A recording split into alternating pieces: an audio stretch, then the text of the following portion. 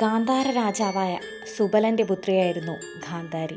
തൻ്റെ പ്രാർത്ഥനയാൽ 100 പുത്രന്മാരെ ലഭിക്കുവാനുള്ള ആശീർവാദം ഗാന്ധാരി നേടിയെടുത്തിരുന്നു. ഗാന്ധാരിയുടെ വിവാഹം അന്ധനായ ധൃതരാഷ്ട്രരോടൊപ്പം നിശ്ചയിക്കപ്പെട്ടിരുന്നു.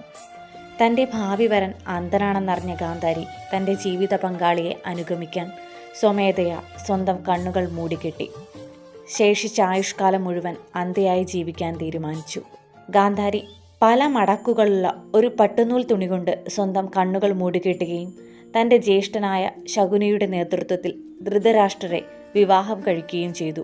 പാണ്ഡുപത്നിയായ കുന്തിദേവി ഒരാൺകുട്ടിയെ പ്രസവിച്ചുവെന്നറിഞ്ഞ ഗാന്ധാരി കോപാകുലയാവുകയും സ്വന്തം വയറ്റിൽ മർദ്ദിച്ചതിനെ തുടർന്ന് ഒരു മാംസപിണ്ഡത്തെ പ്രസവിക്കാനിടയാവുകയും ചെയ്തു.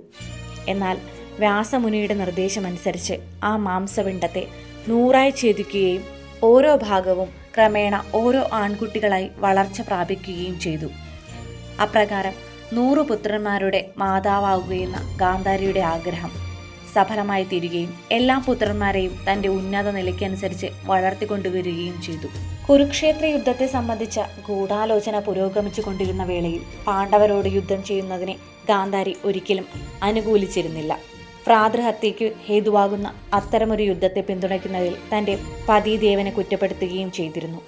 രാജ്യം 2 വിഭജിച്ച് ഒരു ഭാഗം സ്വപുത്രരായ കൗരവർക്കും മറ്റേ ഭാഗം പാണ്ഡുപുത്രരായ പാണ്ഡവർക്കും നൽകാൻ ഗാന്ധാരി ആഗ്രഹിച്ചിരുന്നു.